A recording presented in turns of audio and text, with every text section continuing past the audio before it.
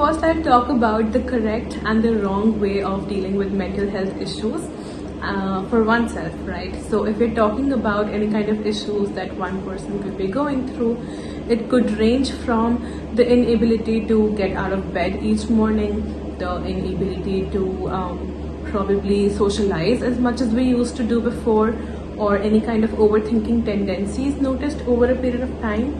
So with example of such issues that a person could face, the first correct thing to do could be to acknowledge that this is happening.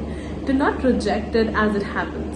Because when we acknowledge this, it gives us a chance to identify the intensity of such changes. Because this could be a disturbance in our functionality. This could impact negatively the kind of socialization we have been doing, the kind of work we have been doing in our lives, the kind of everyday functioning we have. Right? So first, when we acknowledge that this is a disturbance in my everyday functioning, it is a disturbance in my work, in my college life, in my everyday life.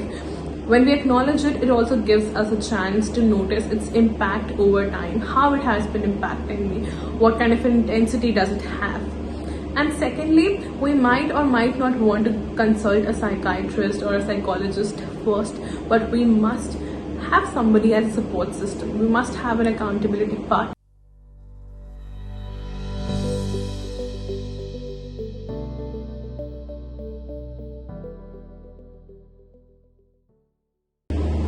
Next, we can talk about what makes for a healthy emotional brain. And I feel this is a very interesting topic because finally it places relevance on having emotions and identifying emotions, and that it has an impact on one's well-being as well, right? It has an impact on our overall health. And yes, it does, because it is often overlooked how emotions are important, how emotions are relevant to our everyday life. Whereas if we really see how we are feeling determines how we are responding to challenges, how we are dealing with new situations that come up, how comfortable we are with changing circumstances, how creatively we are able to think, how we are interacting with the people around us, etc. Emotions play a huge role in our everyday life, and its relevance is often overlooked. So in the last couple of decades, the relevance of emotions at a workplace was identified and extensively studied. It was found that when a workforce is being hired for a particular position in an organization, they are being hired for the technical know-how that they might have, for their expertise, for their technical knowledge, etc. Whereas when the same workforce advances in the organization, they take on different roles. At the leadership level, the same people are retained for their emotional intelligence.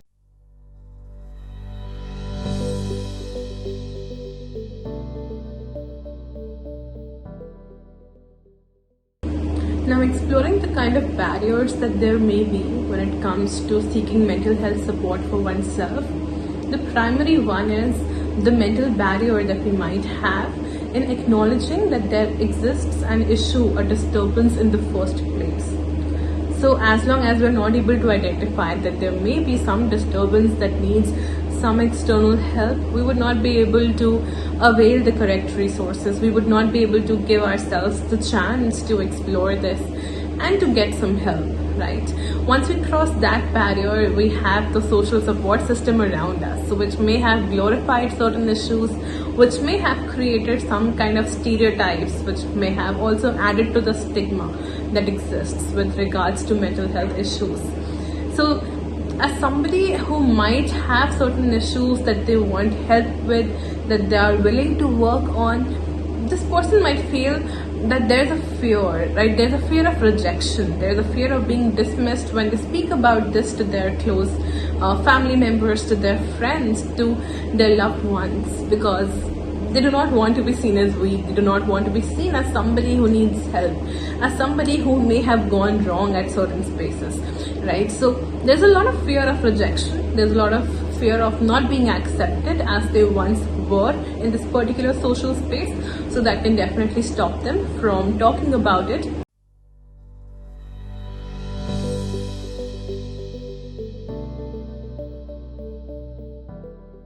Now I would like to discuss the situation where somebody's mental health might have declined and they're thinking of how to go on with their lives without any kind of stress or without any kind of hopelessness.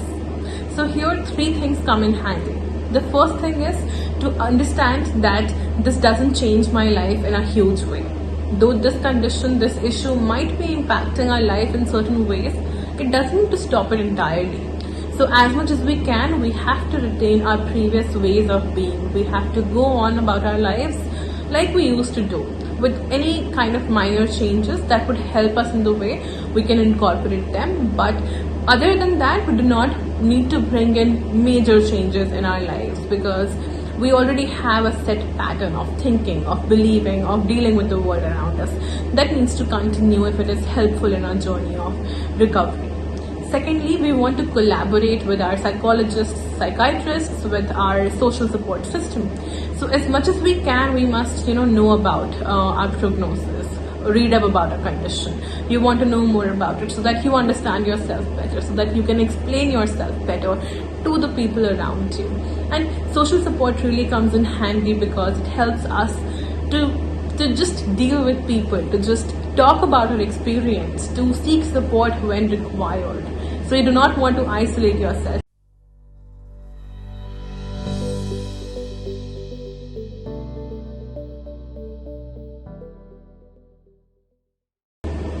Now, discussing if there were conversations around mental health while I was growing up, I think the answer would be both yes and no.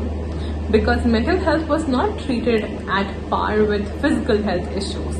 Right? So if somebody would have a stomach ache, yes, they would be given a pill, they would be given ample amount of time to rest and to get back to school, to get back to college. But if somebody is unhappy, if somebody is not motivated, this would not guarantee further attention. This is something considered to be very natural, as something that you have to resolve by your own self and might not need external help with, right? So yes, physical health and mental health were given very varying degrees of importance. However, schools have done some great job by providing counselors in each school, trying to initiate a conversation regarding mental health. However, we still require robust school programs that can discuss the relevance of mental health, that discusses mental health from the point of view of children, how it is important for them to understand their own emotions, how it is important for them to regulate their own mental health, to pay attention to it, to seek help if they think they might require it.